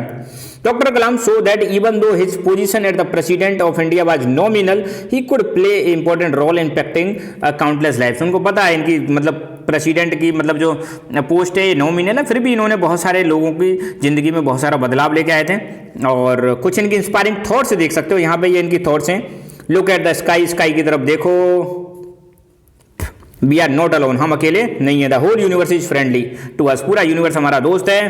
Conspire only to give the best to those who dream and work, हमेशा मतलब यूनिवर्स हमें हमें हमारे ड्रीम्स को पूरा करने में हमारी मदद करता है। To succeed in your mission you must have single minded devotion to your goal. अगर आपको अपने लक्ष्य प्राप्त करना है तो पूरी जान लगा देनी पड़ेगी, अपने गोल के प्रति आपको डिवोटेड होना पड़ेगा। इसमें ये कह रखा है, मतलब ये भी उनकी कोट है। If you fail never give up, ये कह रहे हैं अगर आप फेल हो जाओ तो आप छोड़ो मत। क्यों? क्योंकि फेल का मतलब होता है फर्स्ट अटेम्प्ट इन लर्निंग। यार फेल थोड़ी हुआ, आपने कोशिश करी है, सीखने में पहला अटेम्प्ट है, दोबारा देखो। And is not the end, and नहीं है। एंड का मतलब होता है एफर्ट्स नेवर डाइज, आपके प्रयास कभी भी मरते नहीं है। If you get no as an answer remember no means next opportunity. अगर आपसे कोई मना करता है तो इसका मतलब अभी आपको दूसरी अपॉर्चुनिटी आपका इंतजार कर रही है। इसलिए हमेशा हर सिचुएशन में क्या रहो? पॉजिटिव रहो। यार कितनी अच्छी बातें इन्होंने कही है, right. Dream is not that which you see while sleeping, it is something that does not let you sleep. ये सुना होगा ना आपने, सपने वो नहीं होते जो सोने नहीं देते हैं, सपने वो नहीं होते जो सोने पर आते हैं, सपने वो होते हैं जो आपको सोने नहीं देते हैं। ये भी इनका एक बहुत अच्छा है। If 4 things are followed, having a great aim, acquiring knowledge, hard work and perseverance, then anything can be achieved। ये कह रहे यार जिंदगी में तुम्हें कुछ भी करना है ना, पहले तो यार एम बनाओ, एक बड़ा सा एम होना चाहिए आपका। दूसरा फिर नॉलेज एक्वायर करो, नॉलेज एक्वायर करो। तीसरा नॉलेज एक्वायर करने के लिए हार्ड वर्क करना पड़ेगा और इसको लगातार मेंटेन करके रखो। फिर देखो क्या नहीं मिल जाएगा। कितनी अच्छी अच्छी लाइन लिख रखी है भाई साहब। किसकी हैं ये हैं हमारे डॉक्टर APJ अब्दुल कलाम की। यार मैं चाह रहा हूँ डेमोक्रेसी को लास्ट लेक्चर में डिस्कस करूंगा। अच्छा ध्यान रखना, डेमोक्रेसी के साथ साथ में कुछ 2 चार्ट और बनवाने, वो चार्ट में लास्ट वाले लेक्चर में ही बनवा दूंगा। एक टॉपिक और बचा है डेमोक्रेसी, इसके बाद ही अपना चैप्टर क्या हो जाएगा, फिनिश हो जाएगा बॉस, ठीक है। सो लेक्चर को यहीं पे विराम देते हैं। So thank you so much, keep learning, keep enjoying and God bless you all. Hello everyone, welcome to Lucky Education. और आज हम देखेंगे बॉस डेमोक्रेसी के बारे में समझेंगे। हमने क्लास 6 जो एनसीईआरटी है, नई वाली जो एनसीईआरटी आई है, उसमें बॉस सिविक्स स्टार्ट किया है। और सिविक्स में आपको देखने को मिलेगा, हमने चैप्टर नंबर 10 स्टार्ट किया था सिविक्स का, ग्रास रूट डेमोक्रेसी। चैप्टर का नाम है अपने का ग्रास रूट डेमोक्रेसी। इसके मैं 3 लेक्चर ला चुका हूं, बस एक टॉपिक बचा हुआ है डेमोक्रेसी वाला। इससे पहले के लेक्चर में कर चुका हूं, तो आई एम श्योर आपने वो देखे होंगे, मजा आया होगा। नहीं देखे तो प्लीज जाके देखें, और नीचे आपको डिस्क्रिप्शन बॉक्स में प्लेलिस्ट मिल जाएगी। तो आज हम शुरू करेंगे डेमोक्रेसी क्या है। क्लास 6 में डेमोक्रेसी के बारे में बता रखा है। तो पहला तो मैं हल्का सा आपको एक ओवरव्यू दे देता हूं कि व्हाट इज डेमोक्रेसी, ठीक है। फिर इसको हम पढ़ेंगे लाइन। तो सबसे पहली बात हम समझते हैं डेमोक्रेसी क्या है। देखो, एक चीज मैंने आपको बेसिक्स में पहले ही बताया था, मैंने आपको फॉर्म्स ऑफ गवर्नमेंट बताई थी। फॉर्म्स ऑफ गवर्नमेंट, दुनिया भर में मेनली 3 तरह की सरकारें पाई जाती हैं। एक होती है मोनार्की, जहां पे राजा वाला सिस्टम चलता है। I told you about monarchy. Monarchy में किंग रूल करता है, ठीक है बॉस, राजा होता है और उसकी प्रजा होती है। दूसरी मैंने बताई थी आपको डिक्टेटरशिप। डिक्टेटरशिप के बारे में बताया था कि यार डिक्टेटरशिप में क्या होता है बॉस, डिक्टेटरशिप में एक डिक्टेटर होता है, तानाशाह होता है, उसकी मनमर्जी चलती है, वो जो चाहे वो कर सकता है। इसमें एक आदमी भी रूल कर सकता है, कोई ग्रुप भी रूल कर सकता है। जैसे चाइना में कम्युनिस्ट पार्टी ऑफ चाइना है, वो रूल करती है। और तीसरी, दुनिया भर में सबसे ज़्यादा मोस्ट पॉपुलर गवर्नमेंट है, most popular form of government है, दैट इज डेमोक्रेसी। और वही हम समझने वाले यार, जब दुनिया में यार ये most popular form of government है, तो इसका मतलब कुछ खास होगा इसके अंदर। तो क्या खास है भाई, वही हम समझेंगे कि यार डेमोक्रेसी इतनी ज़्यादा खास क्यों है। डेमोक्रेसी में यार रूल ऑफ दी पीपल होता है, लोग डिसाइड करते हैं सब कुछ। लोग डिसाइड करेंगे क्या लॉज होंगे, लोग डिसाइड करेंगे गवर्नमेंट किसकी होगी, लोग डिसाइड करेंगे पॉलिसीज क्या होंगी। सब कुछ कौन डिसाइड करता है? लोग। यहाँ पे कौन डिसाइड कर रहा है? राजा। यहाँ कौन डिसाइड कर रहा है? डिक्टेटर। स्पेलिंग गलत लिखी है भाई, डिक्टेटर। आप सोच रहे होंगे सर को स्पेलिंग नहीं आती, लो भाई, डिक्टेटर। और डेमोक्रेसी में सारी पावर किसके हाथ में होती है? लोगों के हाथ में होती है। यार बताओ, यहाँ राजा डिसाइड कर रहा है, तुमसे कोई पूछ नहीं रहा। यहाँ डिक्टेटर डिसाइड कर रहा है, तुमसे कोई पूछ नहीं रहा। यहाँ पे तुम डिसाइड कर रहे हो, तुम्हारी पूछ है भाई, समझ रहे हो, तुम्हारी डिमांड है। इसका मतलब तुम किसको पसंद करोगे? No doubt, I am sure आप कहोगे सर डेमोक्रेसी को पसंद करेंगे, वी लाइक डेमोक्रेसी। पूछूंगा मैं क्यों? क्योंकि सारी पावर किसके हाथ में? आपके हाथ में। क्या पावर है? आप सरकार को इलेक्ट कर सकते हो, नई सरकार, पुरानी सरकार को हटा सकते हो, लॉ बना सकते हो, सब कुछ तुम ही डिसाइड करोगे। तुम ही हो बंधु, तुम ही सखा हो, है ना, सब कुछ तुम ही हो भाई। तो अब आते हैं हम डेमोक्रेसी की प्यारी सी एक डेफिनेशन देखेंगे, और फिर इसको हम आगे बढ़ाएंगे कि डेमोक्रेसी जिसको हम बोलते हैं भाई लोकतंत्र। देखो हिंदी में बड़ा प्यारा सिस्टम है भाई, इसको तोड़ोगे, लोक और तंत्र को तोड़ोगे। तंत्र का मतलब होता है भैया सिस्टम, और लोक का मतलब होता है भैया लोगों का सिस्टम। एक ऐसी सरकार जहाँ पे लोगों ने सिस्टम बना रखा, लोग डिसाइड करेंगे क्या करना है क्या नहीं करना है, दैट इज लोकतंत्र। आपसे पूछा जाएगा बॉस, है ना। तो डेमोक्रेसी की अब्राहम लिंकन ने एक डेफिनेशन दी थी भाई साहब, अमेरिका के एक प्रेसिडेंट थे अब्राहम लिंकन। अब्राहम लिंकन ने डेमोक्रेसी के बारे में बोला था कि democracy is the government. Democracy एक ऐसी सरकार है, गवर्नमेंट में से 3 वर्ड बोले, वो 3 वर्ड में समझाना चाहता हूं। ऑफ द पीपल, लोगों की सरकार है। ऑफ का मतलब की। तो यार बताओ यार, जो सरकार आप चुनते हो, आपके एरिया में जो सरकार है, किसकी सरकार होती है? लोगों की। सिंपल सी बात है। सरकार में मंत्री कौन होते हैं? लोग होते हैं। मुख्यमंत्री कौन होता है? लोग होते हैं। प्रधानमंत्री कौन होता है? लोग होते हैं। Understood? By the people. By the people का मतलब क्या है भैया? सरकार को चुनता कौन है? लोग चुनते हैं। कैसे चुनते हैं? इलेक्शन के द्वारा। आपके पास पावर है, राइट टू वोट। अंडरस्टूड? और फॉर द पीपल, सरकार एक्चुअली में होती किसके लिए भाई? आपके लिए, हमारे लिए, लोगों के लिए होती है। सरकार काम किसके लिए करती है? अपने लिए काम करती है। तो ये है डेमोक्रेसी। तो यहाँ पे आप देखो, पीपल पीपल पीपल, हर चीज़ में क्या मतलब देखो, गवर्नमेंट ऐसी गवर्नमेंट जो लोगों की हो, लोगों के द्वारा बनाई गई हो, लोगों के लिए काम करे, उस तरह की जो गवर्नमेंट होती है, दैट इज कॉल्ड डेमोक्रेसी। इसी को तो हम लोकतंत्र बोलते हैं। एंड दुनिया भर में आप देखोगे, वर्ल्ड में जो सबसे ज़्यादा सरकारें हैं, वो भाई साहब कैसी सरकार है? डेमोक्रेटिक गवर्नमेंट है। क्या बोलेंगे? Democratic government. ऐसी गवर्नमेंट जहाँ पे डेमोक्रेसी होती है, उस सरकार को हम बॉस क्या बोलेंगे? डेमोक्रेटिक गवर्नमेंट बोलेंगे, है ना। जहाँ पे इलेक्शंस होते हैं, जहाँ पे लोगों के पास राइट्स होते हैं, जहाँ पे रूल ऑफ लॉ होता है, कानून सबके लिए बराबर होता है, जहाँ पे जस्टिस का वाला सिस्टम इंश्योर किया जाता है, उसको बोलते हैं डेमोक्रेटिक गवर्नमेंट। और डेमोक्रेटिक गवर्नमेंट कहाँ होगी, डेमोक्रेसी में होगी बॉस। तो ये हुई हमारी डेमोक्रेसी की बात। तो एक चीज़ आपको समझ में आ गई होगी, जनता ही सब कुछ होती है डेमोक्रेसी में, सब कुछ कौन डिसाइड करता है, लोग डिसाइड करते हैं। अब हम पढ़ लेते हैं एनसीईआरटी में क्या दे रखा है भैया, उसी को देख लेते हैं, राइट। तो भाई यहाँ पे दे रखा है डेमोक्रेसी के बारे में, you have notice that we earlier mentioned representative of the people. देखो बॉस, मैं फिर बता देना चाहता हूँ आपको, पिछले लेक्चर में देखा नहीं देखा, I don't know about you, but representative शब्द जब भी आए ना भाई, रिप्रेजेंटेटिव का मतलब है भाई प्रतिनिधि, प्रतिनिधि जिसको आप इलेक्शन के द्वारा चुनते हो। ये प्रतिनिधि सेंट्रल जो गवर्नमेंट होती है, यहाँ पर तो होते हैं boss MP, member of parliament, full form लिख सकते हो मेंबर ऑफ पार्लियामेंट। और स्टेट गवर्नमेंट में आपका प्रतिनिधि कौन होता है, अच्छा रिप्रेजेंटेटिव को क्या बोलते हैं, प्रतिनिधि बोलते हैं, जिसको आपने चुना है। तो मुझे कमेंट करके बताओ आपके एरिया का एमपी कौन है, ठीक है। स्टेट गवर्नमेंट में एमपी वो जो आपका रिप्रेजेंटेटिव होता है वो होता है MLA, member of legislative assembly. और ये भी कमेंट करके बताओ आपके एरिया का एमएलए कौन है। तो रिप्रेजेंटेटिव समझ गए, रिप्रेजेंटेटिव जिसको आपने चुना है, जिसको आपने चुना है, ठीक है बॉस। तो you may have noticed that we earlier mentioned representative of the people. This is one of the foundation stone of the system of the governance adopted by most of the countries of the world. तो आपने देखा होगा दुनिया भर में ज़्यादातर सरकारें कैसी हैं, डेमोक्रेटिक सरकारें। कैसी सरकारें, ये लिखते चलना बॉस, डेमोक्रेटिक सरकारें, जो हम अभी डिस्कस कर चुके थे। अब यार जो डेमोक्रेसी है ना भैया, ये डेमोक्रेसी जो है दो शब्दों से मिलकर बनाए। कितने शब्दों से मिलकर बनाए, दो शब्दों से, दो ग्रीक वर्ड हैं, ग्रीक भाषा के शब्द है। ग्रीक भाषा का पहला शब्द है डेमोस, डेमोस, और दूसरा है क्रेटोस, डेमोस और क्रेटोस, डेमोस और क्रेटोस। क्या मतलब है भाई डेमोस का और क्रेटोस का, डेमोस का मतलब होता है भैया लोग, क्या होता है, लोग, और क्रेटोस का मतलब होता है रूल या पावर। तो हम सीधा सीधा कह सकते हैं रूल ऑफ द पीपल। किसका, रूल ऑफ द पीपल, जनता के हाथ में मतलब पावर है, लोगों की सरकार, दैट इज कॉल्ड डेमोक्रेसी। तो ये ध्यान रखना, पूछा जा सकता है भाई डेमोक्रेसी किन दो शब्दों से मिलकर बनी है, आप बताओगे। डेमोक्रेसी दो ग्रीक वर्ड से मिलकर बनी है, पहला है डेमोज, दूसरा है क्रेटोज। डेमोज का मतलब लोग, क्रेटोज का मतलब रूल या पावर। सो डेमोक्रेसी मतलब रूल ऑफ द पीपल। बहुत बढ़िया, मजा आ गया भाई सब। But can you all people usually actually rule, क्या आपने देखा सभी लोग रूल करते हैं, नहीं भाई। जनता यार करोड़ों में वोट देते हैं, क्या करोड़ों लोग रूल करते हैं, नहीं। ये करोड़ों लोग चुनते हैं, अपने रिप्रेजेंटेटिव चुनते हैं। जैसे फॉर योर मतलब नॉलेज के लिए मैं आपको बता दूं, जब हमारा प्राइम मिनिस्टर चुना जाता है तो प्राइम मिनिस्टर के लिए बॉस जनरली लोकसभा के चुनाव होते हैं। और लोकसभा में है हमारे पूरे देश में 543 मेंबर्स, जिसको हम बोलेंगे 543 एमपी। तो जनता इन 543 को चुनती है, और जनता की तरफ से ये 543 जो एमपी होते हैं, इनमें से एक जो है वो हमारा पीएम बन जाता है जनरली, है ना।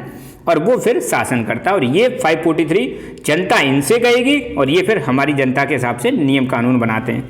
तो but can all people actually rule, नहीं भाई, सारे रूल नहीं करते।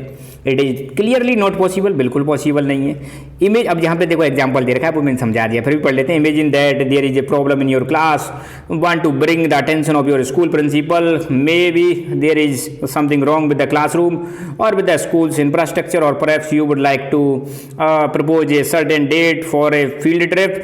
Will the entire class go to the principal? It would be clearly not practical in many schools. Classes have a class monitor or class representative whom the whole class elected. Even if there is none, one representative can selected for this specific purpose. It will be enough to send the representative to the principal. अभी बता रहा हूँ, चिंता मत करो। अब यार देखो यहाँ पे एक सिचुएशन दे रखी है कि मान लो आपकी क्लास है पूरी, और आपकी क्लास को कोई समस्या है। क्या पूरी क्लास प्रिंसिपल के पास जाती है? नहीं भैया, क्लास ने एक मॉनिटर चुना है, वो मॉनिटर क्या कहलाएगा? आपका रिप्रेजेंटेटिव। और अगर आपकी क्लास में कोई मॉनिटर नहीं है तो क्लास में आपको पता सारे बच्चे तो डरते हैं प्रिंसिपल के पास जाने से। तो बच्चे कहेंगे भाई 2-3 तुम होशियार जो बच्चे हैं भाई ये चले जाओ, है ना, और ये हमारी समस्या रखो वहाँ पे जाके, है ना। कोई भी समस्या है, कहीं जाना है, आना है, क्लास में कोई चेंज कराना है, कोई समझ में नहीं आ रही आपकी एनी इशू, तो पूरी क्लास नहीं जाती है भाई। पूरी क्लास ना जाके कुछ लोग जाते हैं, वही होते हैं रिप्रेजेंटेटिव। क्या होते हैं भाई? Representative. It is the same principle at the state और national level.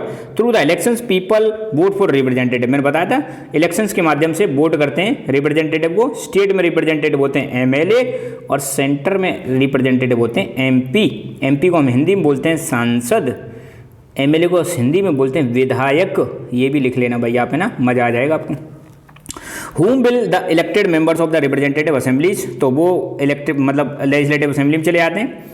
They are generally called members of legislative assembly, short में बता दें तो एमएलए कहलाते हैं स्टेट लेवल पर, और नेशनल लेवल पर इनको हम क्या बोलते हैं, मेंबर ऑफ पार्लियामेंट, एमपी बोलते हैं। देखो हम डिस्कस कर चुके हैं ना नेशनल लेवल पर। These all these member discuss laws, problem, solutions in the assemblies through the dialogue and debate and try to convince each other whenever there are different opinions. तो ये जो मेंबर्स होते हैं भाई, स्टेट लेवल पर MLA और central level पर MP, ये फिर वहाँ पे बैठते हैं अपनी असेंबली में और वहाँ पर चर्चाएं करते हैं, देश के लिए चर्चाएं करते हैं ना, क्या होना चाहिए क्या नहीं होना चाहिए। Like any modern democracy therefore India is a representative democracy. तो कोई क्वेश्चन पूछ ले कि इंडिया में किस टाइप की डेमोक्रेसी है, तो आप बताओगे रिप्रेजेंटेटिव डेमोक्रेसी। हमारे यहाँ पर हम पहले रिप्रेजेंटेटिव को चुनते हैं और वो रिप्रेजेंटेटिव जनता के तरफ से काम करते हैं, ठीक है। और आपको बताना है इंडिया की जो डेमोक्रेसी, लार्जेस्ट डेमोक्रेसी, यार हमारे यहाँ पे वोटर्स कितने हैं, आप मजा आ जाएगा। देखो 970 मिलियन का मतलब होता है 97 करोड़ वोटर्स। वाह, कई देशों की पॉपुलेशन नहीं यार इतनी, भारत में इतने तो वोटर हैं 2024 के इलेक्शन के हिसाब से। In principle all Indian citizens above age of 18 have the right to participate in these election. अब आपको बताएं जब वोट डालते हैं तो भैया कौन वोट डालता है, जिनकी उम्र 18 साल हो गई है या 18 साल से ज़्यादा है। इसको हम बोलते हैं universal adult franchise. Universal adult franchise का मतलब है जिनकी उम्र 18 साल हो गई है, 18 साल से ज़्यादा है, उनको राइट टू वोट है। क्या है, राइट टू वोट। तो इतने सारे लोग जो हैं 97 करोड़, ये अपने रिप्रेजेंटेटिव चुनते हैं और वो रिप्रेजेंटेटिव सरकार चलाते हैं। Imagine that your class is planning to go for picnic. Suppose करो आपकी क्लास पिकनिक पे जाना चाहती है, तो दो प्लेस हैं, प्लेस ए और प्लेस बी, है ना। क्लास डिस्कस करती है प्रोज और कॉन्स। प्रोज का मतलब होता है फायदे और कॉन्स का मतलब होता है नुकसान। तो आपकी क्लास डिस्कशन कर रही है कि किसके क्या फायदे हैं क्या नुकसान है। जैसे फायदे नुकसान देखना है, distance, time, cost, availability of basic facilities. अब कंक्लूजन पर नहीं आ पा रहे हैं यार, क्या होना चाहिए क्या नहीं होना चाहिए, तो आपका टीचर डिसाइड करता है वोटिंग करवा करके, भाई चलो वोटिंग कर लेते हैं कि कौन कौन लोग हैं प्लेस ए पे जाना चाहते हैं वो अपने हाथ ऊपर करो, और कौन कौन से लोग हैं जो प्लेस बी पे जाना चाहते हैं वो अपने हाथ ऊपर करो, है ना। और डिसीजन लिया जाता है किसके आधार पर कि सबसे ज़्यादा हाथ किसके उठाए गए। यही प्रोसेस क्या कहलाता है, वोटिंग। जब हम अपने मतलब रिप्रेजेंटेटिव को चुनते हैं तो आपने देखा होगा आपके एरिया में कई सारे लोग खड़े होते हैं, तो कौन जीतेगा, तो उनको वोट दी जाती है, तो जिसकी सबसे ज़्यादा वोट आती है वो जीत जाता है। यही है डायरेक्ट डेमोक्रेसी। आपने क्लास में क्या किया, क्लास में कोई डिसीजन लेना है तो आपने लोगों से डायरेक्टली पूछा, भाई बताओ क्या होना चाहिए क्या नहीं होना चाहिए, जनता ने बताया। तो जब जनता खुद पार्टिसिपेट करती है, जब लोग खुद डिसीजन मेकिंग में पार्टिसिपेट करते हैं, डिसीजन मेकिंग में पार्टिसिपेट करते हैं लोग, तो उस डेमोक्रेसी को हम बोलते हैं डायरेक्ट डेमोक्रेसी, है ना। Where every student opinion was taken to finalize place. पर कई बार ऐसा होता है यार, अब यार तुम सोचो 97 करोड़ लोगों से आप पूछोगे कि बताओ भाई देश में हम ये पॉलिसी लेके आना चाहते हैं, हाथ ऊपर हाथ ऊपर करो कौन कौन ये चाहता है, तो 97 करोड़ यार मजाक नहीं है। तो इन 97 करोड़ क्या करते हैं, जैसे मान लो सेंटर की बात करें 543 अपने मेंबर्स को चुन लेते हैं, ठीक है। तो लोगों ने किसको चुना, इनको चुना, और लोगों की तरफ से ये 543 जो एमपी हैं ये डिसीजन लेते हैं, तो ये होती है हमारी इनडायरेक्ट डेमोक्रेसी, ठीक है। अच्छा अगला देखते हैं topic. The term grassroot democracy refers to a system that enables encourage participation of the ordinary citizen. तो ग्रासरूट डेमोक्रेसी क्यों बोलते हैं, क्योंकि आम आदमी भी भाग लेता है भाई, आम आदमी जो है ना वो भी डिसीजन मेकिंग में भाग लेता है। The base of pyramid we see in 10.4 on the page number such a system where citizen can have to say। तो यहाँ पे देखा होगा आपने सिटीजन्स को मौका मिलता है कि इसमें डेमोक्रेसी में भाग लेने का, ठीक है। तो यहाँ पर भाई अपना एक चैप्टर कंप्लीट हुआ। मैं यार एक काम और कर देता हूँ, एक चार्ट बनवा देता हूँ आपके लिए बहुत प्यारा सा, उसमें आपको पता चल जाएगा सेंट्रल गवर्नमेंट में कौन कौन से ऑर्गन्स होते हैं और स्टेट गवर्नमेंट में कौन कौन से ऑर्गन्स होते हैं। तो वो आप एक चार्ट अभी बना लें, बहुत अच्छा चार्ट बनाने वाला हूँ, ध्यान रखना। ऑर्गन्स ऑफ, मैंने आपको प्रॉमिस किया था पिछले वाले वीडियो में, सेंट्रल गवर्नमेंट। अगर आपसे कोई पूछे कि सेंट्रल गवर्नमेंट के कौन कौन से ऑर्गन्स होते हैं तो आपको बताना है सेंट्रल गवर्नमेंट में 3 ऑर्गन होते हैं। एक तो होता है लेजिस्लेचर, सिंपल यार ऑर्गन्स तो 3 ही होंगे। दूसरा होता है एग्जीक्यूटिव और तीसरा होता है भाई जुडिशरी। लेजिस्लेचर, एग्जीक्यूटिव और जुडिशरी। अब कोई पूछे यार सेंट्रल गवर्नमेंट में लेजिस्लेचर में क्या आता है, तो आप बताओगे सर पार्लियामेंट आती है। पार्लियामेंट में कितने हाउस होते हैं, 2 हाउस होते हैं बॉस। पहला होता है लोकसभा और दूसरा होता है भाई राज्यसभा। ये बना लेना, बहुत इंपॉर्टेंट चार्ट है भाई ना। और पार्लियामेंट के जो मेंबर होते हैं भाई साहब, पार्लियामेंट के जो मेंबर होते हैं उनको हम बोलते हैं भाई एमपी, मेंबर ऑफ पार्लियामेंट, ठीक है। लोकसभा हमारा लोअर हाउस है, ये भी ध्यान रखना, आगे इनके बारे में और चर्चा करेंगे। राज्यसभा हमारा अपर हाउस है भाई, कैसा है, अपर हाउस। और पार्लियामेंट को हिंदी में बोलते हैं भैया संसद। और संसद कहाँ है भाई, अपनी नई दिल्ली में। कहाँ पर है संसद, नई दिल्ली में। ये रही बात लेजिस्लेचर की। तो कोई पूछे सेंट्रल गवर्नमेंट में लेजिस्लेचर में क्या आता है, पार्लियामेंट। पार्लियामेंट के कितने हाउस, 2। पहला हाउस कौन सा, लोकसभा भाई। दूसरा हाउस कौन सा है, दूसरा हाउस है आपका राज्यसभा, ठीक है। अब बात करते हैं एग्जीक्यूटिव की। एग्जीक्यूटिव में क्या आता है, एग्जीक्यूटिव में आता है प्रेसिडेंट, दूसरा आता है भैया वाइस प्रेसिडेंट, तीसरा आपका आता है प्राइम मिनिस्टर। कोई पूछे सेंट्रल गवर्नमेंट में एग्जीक्यूटिव में क्या आता है, पहले president, vice president, prime minister, फिर आते हैं आपके काउंसिल ऑफ मिनिस्टर्स, मतलब मंत्रियों का एक ग्रुप आता है जिसको हम बोलते हैं कॉम। और मंत्री भी भाई 3 तरह के होते हैं आपके, यहाँ लिख देता हूँ, याद रखना हमेशा। पहले होते हैं सबसे हाई रैंक के मिनिस्टर, उनको बोलते हैं कैबिनेट मिनिस्टर, फिर एक डिप्टी मिनिस्टर, और एक होते हैं आपके स्टेट मिनिस्टर। ध्यान रखना, 3 तरह के मंत्री। और जुडिशरी में क्या आता है बॉस, तो जुडिशरी में आपको बताना है, जुडिशरी में आता है हमारा सुप्रीम कोर्ट। क्या आता है बॉस, सुप्रीम कोर्ट। तो ये हो गया हमारे organs of the central government. अगले चैप्टर्स में हम स्टेट गवर्नमेंट के भी देख लेंगे। यहाँ पर भाई हमारा चैप्टर नंबर 1 खत्म हुआ, और मैं अभी जितने भी वीडियोज हैं उनको मर्ज करके एक सिंगल वीडियो बना दूंगा। प्लीज़ कमेंट करके बताएं कैसा लगा, और इसमें कुछ इंप्रूवमेंट की जरूरत है, मज़ा आ रहा है कि नहीं आ रहा है। बाकी आगे के चैप्टर्स में उनको मैं इंक्लूड कर दूंगा। सो भाई दूसरी चीज़, चैनल को सब्सक्राइब करें, लाइक करें भाई वीडियो को, और शेयर करें अपने दोस्तों के साथ, ताकि हमें भी मजा आए बनाने में, ठीक है। सो thank you so much, keep learning, keep enjoying, and God bless you all.